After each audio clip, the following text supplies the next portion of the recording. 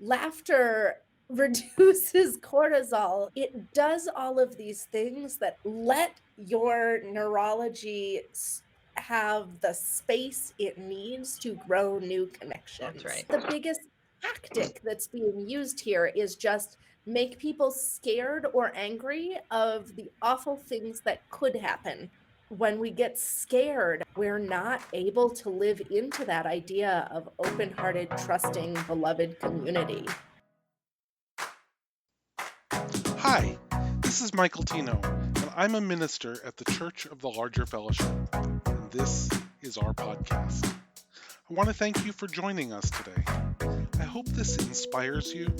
I hope it builds your faith. I hope it gives you perspective and allows you to experience the power of Unitarian Universalism at work in your life. Enjoy the message. Greetings, everyone, and good morning, good afternoon, wherever you are. I am the Reverend D.C. Fortune. This is episode 422 of the Voices of Unitarian Universalism, which is a production of the Church of the Larger Fellowship. And I am the lead-off host. We have got such a fun show today, and perhaps that's why they're having me do this. But first, let's just check in. I am coming to you from Northumberland, Pennsylvania, on the banks of the Susquehanna River, ancestral home of the Susquehannock people, and the final resting place of Joseph Priestley, who lived out his days here.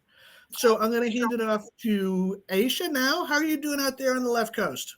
Hi, yeah, I'm Misha Hauser. I am on the land of the Coast Salish people, also known as Seattle, Washington. That's me. And Michael. Greetings all, Michael Tino joining you from Peekskill, New York, the land of the Kitchewan and Wappinger people, about 40 miles north of New York City. And we're happy to have Reverend Misha Sanders here as a sort of guest host joining us for our JETPIG Easter party. Misha is the minister of the Northwest UU congregation in Sandy Springs, Georgia. And how are you? And how are things down there in Georgia? Hey, Michael and DC and Aisha, thank you for having me. It's a beautiful sunny day here in Georgia, and I'm preparing for my mom is coming to visit me. She's never been down here before. She's spending Easter with me, so that's really, really exciting. That's Yay. awesome. And so we have a great show today Yes. because there's this crazy thing that I'm not entirely sure I understand the origin of it. It's kind of muddled in my brain, and people keep saying a bunch of different names that won't stick in my brain, so I can't tell the original story of this thing. There's this phenomenon called JETPIG in Unitarian Universalism, and well, somebody in Laredo got hold of it, and from thence it exploded into all sorts of creative mayhem and happiness and silliness. And so we've got a couple of people on today who have really taken this thing and run with it. And one is my friend and colleague, Sarah Kelley, who is, for full disclosure, Sarah is the Director of Religious Education, or the Director of Religious Growth and Learning. Right, all the words. Yeah, and Sarah is here with me in Northumberland, and she is fifth generation Unitarian Universalist, ministers and religious educators in her family history. She's been a member of this congregation, the UU congregation of the Susquehanna Valley, for 22 years, and it's part-time DRE, thank you, all the words, for 10 years or so. And then since I got here and am administratively challenged, Sarah has picked up some extra hours to keep me from breaking the copier, mostly. And we had Elizabeth Mount, but Elizabeth seems to have disappeared and lost us. I think they're rejoining in a different platform that might work better, so we can see them. So we'll pre-introduce them. They are the minister of the Church of Cheyenne, Wyoming, and will be joining us, we hope, with Jenkins J. Piglet. Yes. So, Sarah, you actually know a fair amount about the origin story of the JETPIG. Can you help us out, please? Elizabeth is here with Jenkins. Yay.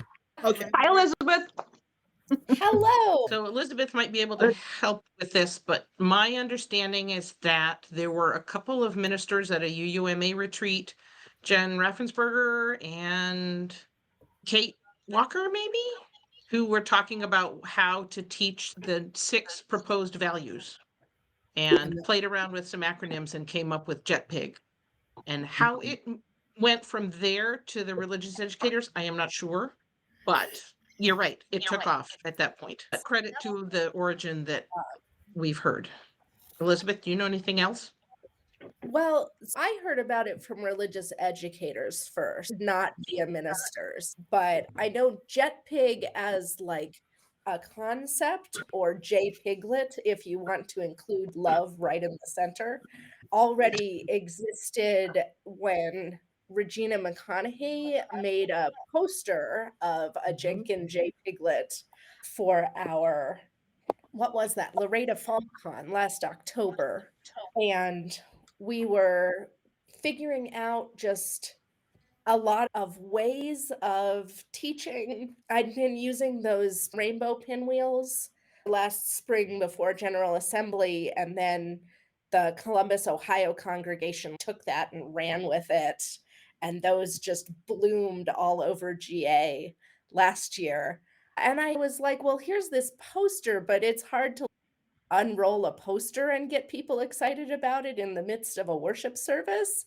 It's a little crinkly and flat and all of that. So I went online and I found this adorable little guy who has an aviator hat and named him Jenkin and took a few pictures around my church and then got really excited about it. I was like, here are the 15 pictures that I have taken all over my church. I've done nothing else today.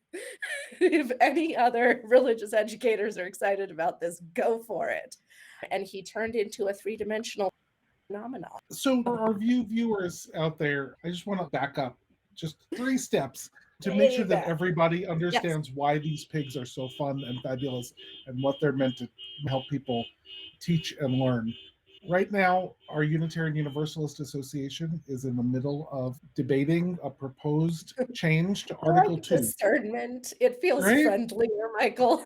We're discerning. Right. And a beautiful, wonderful commission has engaged thousands and thousands of Unitarian Universalists and hundreds of congregations in conversation about what is at the center of our faith, and has come up with a beautiful and faithful proposal that puts love in the center of 6 values. And each of those values is connected to a covenant of action that we are calling ourselves to do as Unitarian Universalists. I think it's gorgeous. And since 1985, when our current principles were enacted, religious educators have tried to teach children about those principles and have had to come up with alternative language and different ways, because the 7 principles are not super memorable. The concepts are memorable, but the principles themselves, not super memorable.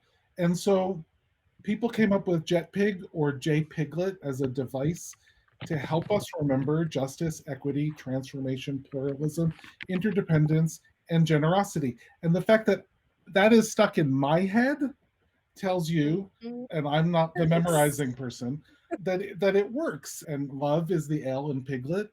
So if you want there to be 7 things, should either of the 2 proposed additions change, we're going to need a different device. But we'll worry about that. We'll have to retire all the pigs. But one of the things I really love about it is the fact that we can use the Piglet, and ours is named Joseph L. Piglet Joseph for Joseph Priestley because of where we are. L for love.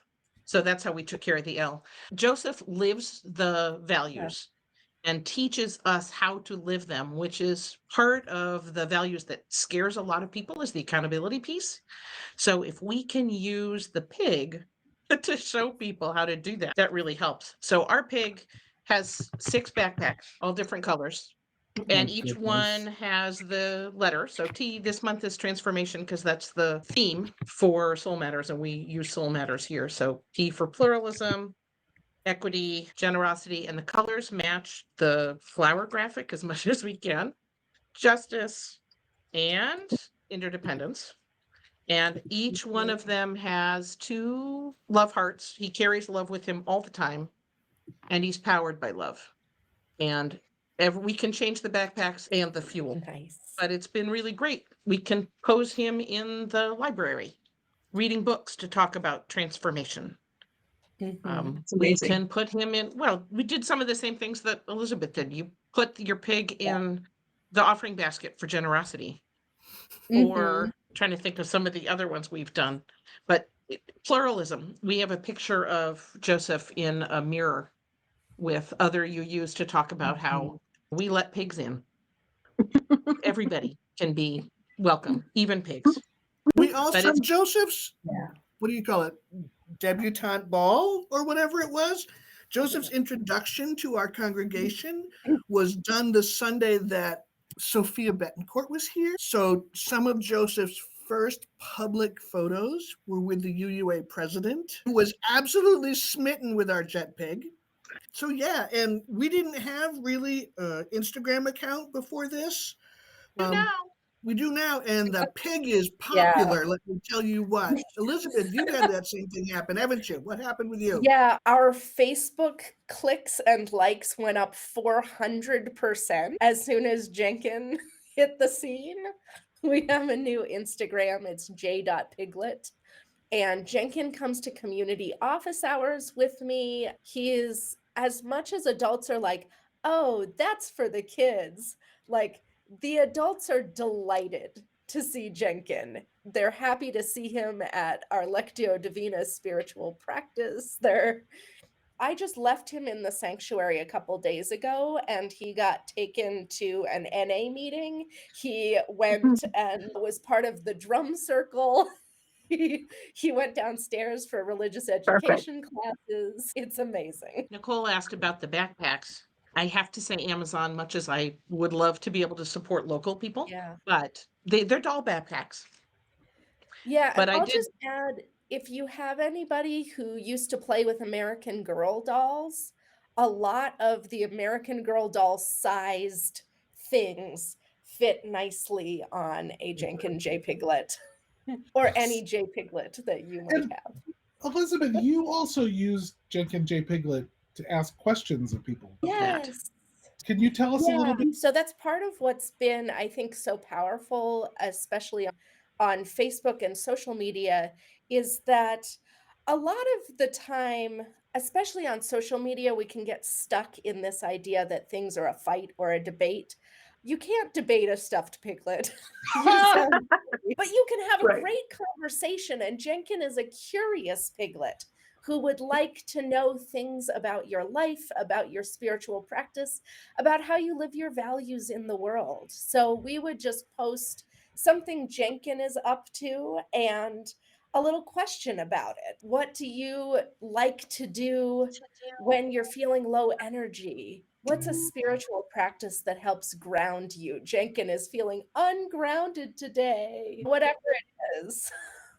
When pluralism came up for me, because it is Holy Thursday for those who are Christian, and Easter is this weekend, and this year Ramadan and Easter overlap. Last year, Passover, Ramadan, and Easter, the previous 2 years in a row, which I think happens once every 30 years. So I think, Sarah, I heard you say JETPIG accepts everyone or something like that, but I think here's an opportunity for JETPIG to go a little deeper with the idea of pluralism. Because what came to my mind is my mother I grew up Muslim, wouldn't even let us have stuffed pigs because Muslims are not allowed to eat pork. Neither are Jewish people. I was married to my ex-husband is Jewish for 30 years, but we both ate pork because we weren't quite as observant as our families. But I wonder if there can be an opportunity to have a conversation about the framework of pluralism that people have. I mean, this is a literal stuffed pig, but the symbolism of a pig, even in religion, you could kind of take it. I mean, yes, it's for kids, and there could be many layers to it. And that's why I love religious educators. Loretta, we know how to just be super duper creative. And so that's what came up for me, because I'm like, my mom would never have but I am now a Unitarian Universalist. So yeah, no, I definitely had a thought about that like a week or two after I got Jenkin from my Jewish heritage. I was like, I wonder.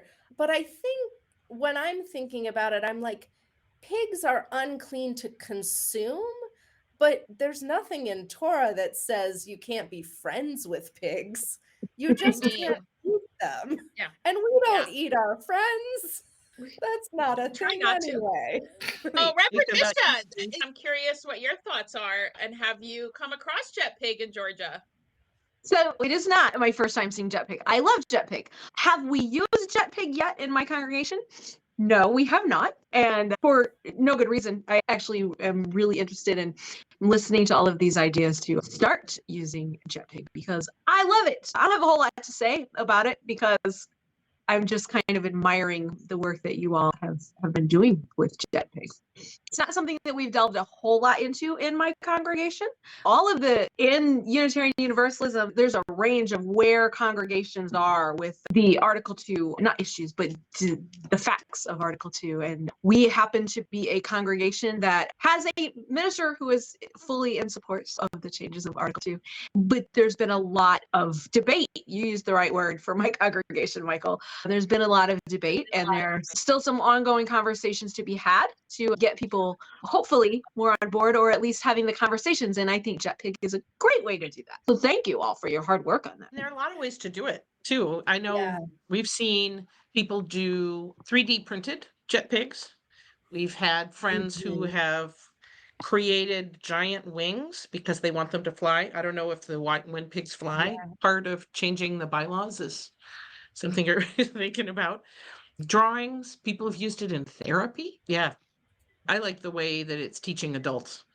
Michael, you had said something earlier about the principles being really hard for people to remember. If you ask anybody in this congregation, they would be able to sing you the song with the kids' versions, but they could not speak the other ones. So why not use something that the kids love as a way to engage the adults? And clearly they are, because none of my 6-year-olds are on our Instagram account that I know of. I just wanted to let people out there know that if your congregation is struggling with how to engage with the proposed changes to Article 2, I actually recorded a workshop for the Church of the Larger Fellowship. I'm offering it live 5 times, but I recorded the workshop. And if you have a good facilitator who can pause the workshop when I say pause the workshop to have a conversation and have a respectful conversation, you can actually get access to that workshop from CLF, and Lucretia has popped the link to get access to it into our chat on YouTube. Michael, thank you for creating that, and thank you for the reminder. I saw it when you first posted it. We will absolutely be using that. Thank you. And the workshops on the UUA website are wonderful, and 8 hours worth of workshops. I did this one in 90 minutes, and you can make it 2 hours and have deeper conversation maybe, but it at least introduces people to the history and the changes and the proposal. So, are you saying our people don't have a spare 8 hours in their days all the time? I'm saying that scarcity culture teaches us that we don't have a spare 8 hours to engage with this. Listen, I don't know. If you're talking about we want to debate and hear what you have to say, I think they got 8 hours in them. I agree with Misha.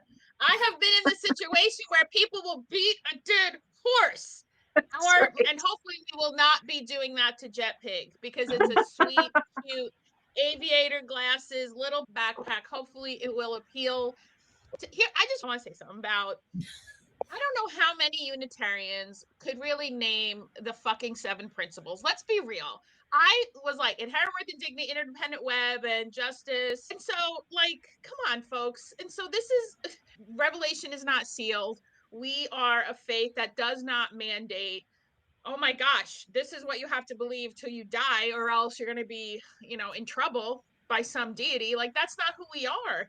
And so this is clearly like folks who are wanting to know they are still loved. So I'm going to tell you, you are still loved, whether or not we have principles with numbers on them, or we have JETPIG, or we have a heart, or beautiful images, or crochet, or whatever the fuck we do. We love you. You are loved just because you exist. So let's take it down all the notches, because we're in a fucking apocalypse. A bridge fell in Baltimore. We didn't even mention that because a barge hit it. What? So listen, let's come to love at the center. That is what Michael has named the class, to talk about Article 2. Let's remember that, because truly, and the calmer faith leader that is somewhere inside me knows that folks are trying to cope in a scary world. Totally understand that. And the invitation here is to move towards community, move toward what does it look like to remain whole even when we're scared, whole as a community, that turning on each other and thinking, I don't even know what the end game. Sometimes the curiosity I have is, what's the end game here that folks who are against, I don't know, truly, I'm not saying that out of naivete. I'm just like, because that's what I say to folks, like, follow up when people I've been accused of trying to take over church when I was a DRE. I'm like, okay, let's follow that logic. To do what? What am I going to do taking over a Unitarian Universalist church? Like, what's going to happen? I don't have a money. You all get what I'm saying, right? Like, I don't understand. I'm gonna make you be nice. Damn it. I wish that any UU church was as easy as just doing that. If we could do that, our So- budgets would be met. For God's jeez. So can I make like a really dubious connection with this whole topic to Easter? Yes. So there's a story in the Christian tradition around the Easter story. It's a tangential story, but it applies. And it's about a couple of Jesus's disciples who, after his crucifixion, after they had already killed their highest hopes and fondest dreams, right? They killed the man that they thought was going to be their leader. These two beloveds were walking on the road to Emmaus, is what it says. And they're just talking about how awful it is that everything that they had hoped for had died, right? And the story is that at some point, a resurrected Jesus, they don't know he's been resurrected yet, meets them on the road. He's still in his grave clothes. He's still beaten up. He is still in his mortal body as before the transfiguration. So anyway, he's walking along with them, and these knuckleheads do not recognize who he is. And I will tell you that growing up hearing that story, that's where they lost me. They didn't lose me at like the resurrection. No, I believed that happened, right? That's what we were taught to believe. But I was like, well, if they were so broken up about losing this dear friend of theirs who they thought was going to save them, and then he shows up on the road right next to them and they don't recognize him, that's where they lost me in that story. But you know what? I have discovered that's the human part of the story that makes the most sense to me right now, right? Because when something or someone that I have deeply loved, my 7 Unitarian Universalist principles, which are what brought me to this faith, honest to God, that's the truth. I came here for the principles, right?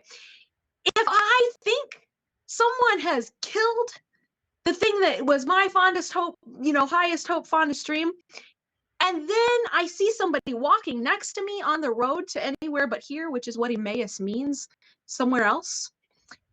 If someone shows up looking for all the world like they just walked out of a tomb and they're scarred and they're swollen and they're bruised and they're limping and they need a good bath, right? I'm not going to necessarily recognize them because nobody expects a dead hope resurrection in the middle of when we're really angry because something that we love just got taken away from us, right? And so when some folks see JETPIG walking alongside them on the road saying, but look, it's still me. It's still me. The principles haven't gone anywhere. I'm still here. I'm just in a little bit of a different packaging. Can you look a little closer and listen a little harder? I don't know. That was a tangent, but it was just where my heart went. And I think that we've got to give folks a little bit of grace and realize that, yes, of course you don't recognize hope when it's walking along beside you because you thought hope got killed, right? Hope's not dead. It's right here. Anyway, that's my sermon for today. Amen and ashe. Thank you. Shit, my Sunday sermon just went to hell. Well, you shouldn't write it before Thursday. Right? I'm That using was- the JETPIG for Easter. And what are you teaching? Can you say, or is it a surprise? We are doing our Easter egg hunt this year. Every Easter egg that we've inherited matches the color of the 6 values. It's just easier. And then once you find one, you can match it to a prize that is related to the value. So I borrowed this idea from another DRE whose name, I'm sorry, I have written down, but I cannot remember off the top of my head. So for things like justice, we have a whole bunch of social justice buttons we want people to choose from and wear. Equity, what are we doing? Masks, because we still have people who need them. And so we want people to think about other people. I can't remember what they all are, but we are giving away them little tiny we have love ducks. heart Valentine's duck as our love, and everybody will get to take one home. Yes. So it's kids and adults. We're going to make we the have- adults, we have before they ducks can and get pigs? coffee, they have to get eggs. Yes. We have ducks and one pig. Because Ducks rubber and- ducks are fun. But like So these it's just another way to conversations teach. should be fun. How do we live our values should be a wonderful conversation. Yes. It should be an inspiring conversation. It shouldn't be people screaming at each other.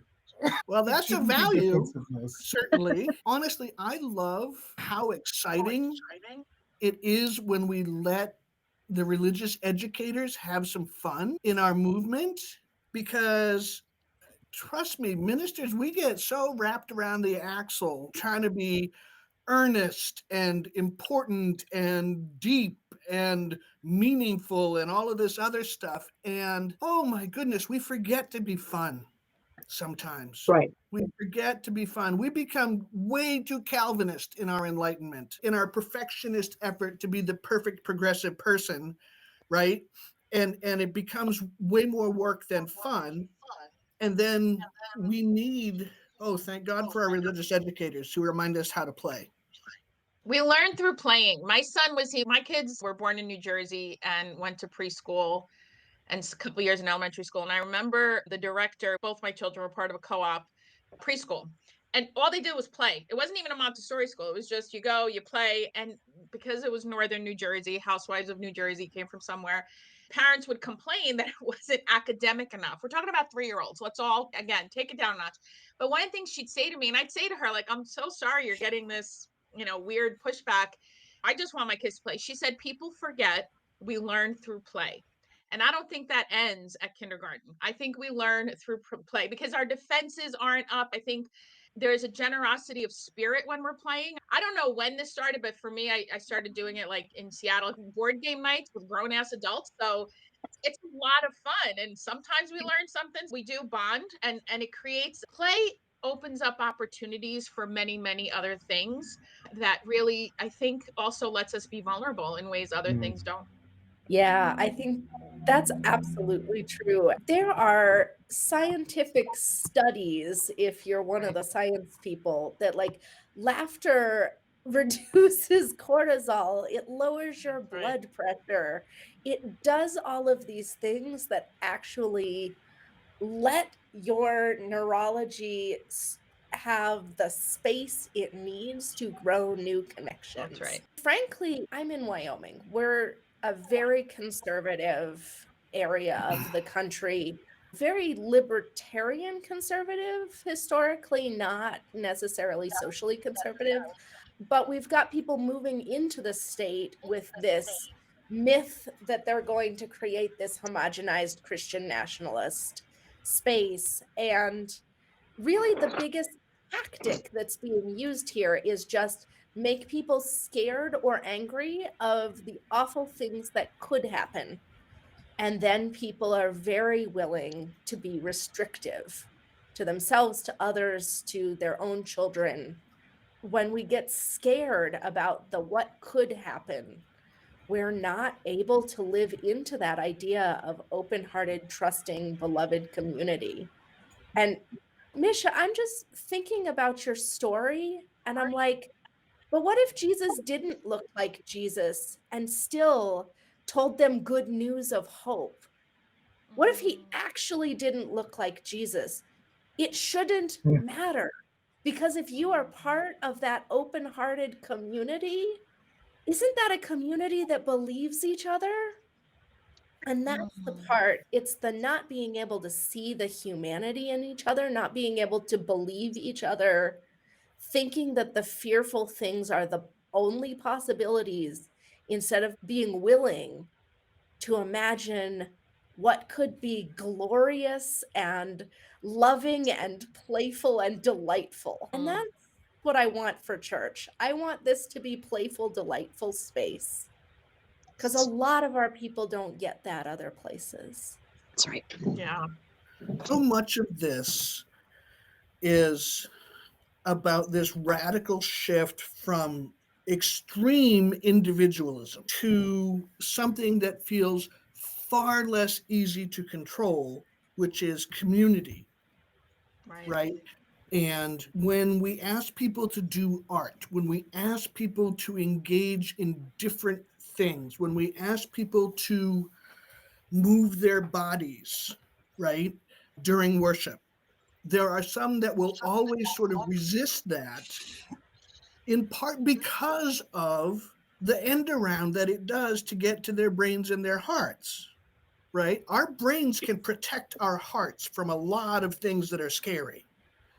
But when we sing, like, stuff gets in that we'd rather not have happen sometimes. You know, we start to have feelings. And if we're in the old sort of like humanist, sort of intellectual, there is no God, there is no mystery, that kind of stuff, there is no wonder, then when you start to feel those things, you feel out of control. And so we're in the midst of this huge cultural shift from one to the other. And there are a lot of folks for whom this is incredibly uncomfortable. And uncomfortable translates into frightening. Trying to get adults to play, right? We learn through playing. We learn through moving our bodies. In recovery circles, they say, move a muscle, change a thought, right? When we get stuck on something emotionally, if we engage our bodies physically in whatever way that looks like for us, whether it's go for a walk or a swim or do yoga or whatever, but it's the integration of the physical with the spiritual and the intellectual. And I go back to Channing, that twisted bastard, who was afraid of his own body. Channing is the one that really set the bar for Unitarians to experience church only from the neck up. Yeah. And, Yeah. and we're moving towards a more integrated, more holistic experience of spirituality that happens in community, as opposed to Channing, who was as afraid of his own dick as St. Augustine was, right? Mhm. Channing was a terrified, closeted gay man, okay? Yeah. He slept in a garden shed on the bare ground to try and rid his body of impure thoughts. He wanted to get as far away from his own body as he could. And so he wrote all this heady stuff, which our people then adopted and said, this is awesome. And I was just like, this is fucked up. This is deeply problematic. We began to get frightened of anything that happened in our hearts or in our bodies. And children can show you that you have to use your whole body to know stuff, right? Yes. And once we get to be adults, we get really frightened of that stuff because it's not in our control. And now we as a denomination are moving from this wacko, uptight, neck up only experience of spirituality, which really looks like a peer-reviewed academic paper, into something that is centered in love. Oh, wait a minute. What the hell's that about? That's all squishy. I'm not sure I can do that, right? And in community, where we understand and rely upon each other for love, for support, for learning, for accountability, what we're doing, we are truly turning a battleship, and we're not going to change it. We're not going to stop it. It's started. It's going. And there are some of us that are along for the ride who are just terrified of the whole process. I was just going to pick up that ball and run with it. I think you really hit on something, because the thing that I get the most often, and it's especially in those services where people are a little uncomfortable because maybe I stirred their heart, but I hear that my sermons are not intellectual enough. And when I was very first starting in ministry, I was like, oh, cite more sources. And now I'm like, good, that's fine. Yes, sometimes your brain is what needs to be engaged, but sometimes your feelings need to be engaged. Sometimes your spirit just needs to shine through. Sometimes we need to get up and move and engage your body. And that is wonderful. That's a well-rounded church, not being intellectual when it means, oh no, you stirred my heart. I'm okay with that. I'm happy Yes. with that. That's amazing. Choose the wisdom of a child. Get a stuffed animal and use it to teach you how to live your values. And I just like, I keep coming back to, if intellectual is the thing we think we need to do, if I'm afraid as a preacher that I won't be taken seriously and that will impede Mhm. people's path to God, then that's because we think God is serious and dour. And I don't Yes. want that to be the way the divine exists in the world, in our perception. Ain't nobody needs that God. No. Nobody needs Joy that and God. grace. That's the Amen. divine spirit I want moving through here. And we talk about like head and heart, but one of the things I love about the proposed changes to Article 2 is they ask us to embody these things too, right? It's all of who we are has to be engaged in living these values, and right, repairing harm and damaged relationships is not just about engaging with head and heart. It's about acting differently. It's about transforming who we are because we've learned how to be better people and then acting different. So it's all of who we are. And I'm not going to preach that into a sermon. You know, it's interesting, Elizabeth, you mentioned citing more sources. Someone asked me recently how I cite things in written sermons. And my response was, am I supposed to write my sermons? And am I supposed to quote other people when I do that?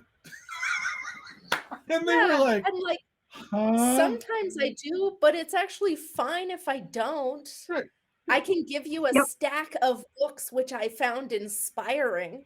I'm happy to give you a stack of books. I have so many books, but I'm not necessarily like highlighting and making a stack of note cards like I did in my like high school bibliographies. I'm So, just beloved, preaching. we have like 3 minutes left. This hour has flown by like a JETPIG with a rocket-fueled backpack. I want to give our guests an opportunity to say anything they want to say. We have met the pig on the road to Emmaus, and it is a beautiful, beautiful, friendly pig. Sarah, do you have anything you want to leave us with? Yeah, find your own Yep. pig way of teaching, but remember, I mean, I think you're right. It's the fun, the play. That is what's going to get everybody engaged. It's kids, adults, teens. I mean, there are youth groups around the country now who are trying to write songs for the piglets, which I think is awesome. There is one song. We should share it. Malden. Yes. Otto In and Malden wrote lyrics to a song, and their music director Soren Ostenfeld set it to music. And there's a YouTube video out there. I have a minute left to find it. it's We'll put adorable. it in the chat. It's Oh. stinking Best adorable. of- they're on Yeah. Facebook. They're on Instagram. Do a hashtag search for JETPIG and buckle up. What a great Elizabeth, any last thoughts before we bail? I just want to say, love at the center should be joyful. So I'm glad we're making room for love. Thank you for joining us. Special thanks to those of you who give generously to this ministry. It is because of you that this ministry is possible. You can click the link in the description to give now or visit clfuu.org/podcast for more information. If you enjoyed the podcast, please make sure to subscribe, rate, and review so that others can find us. Thanks again for listening.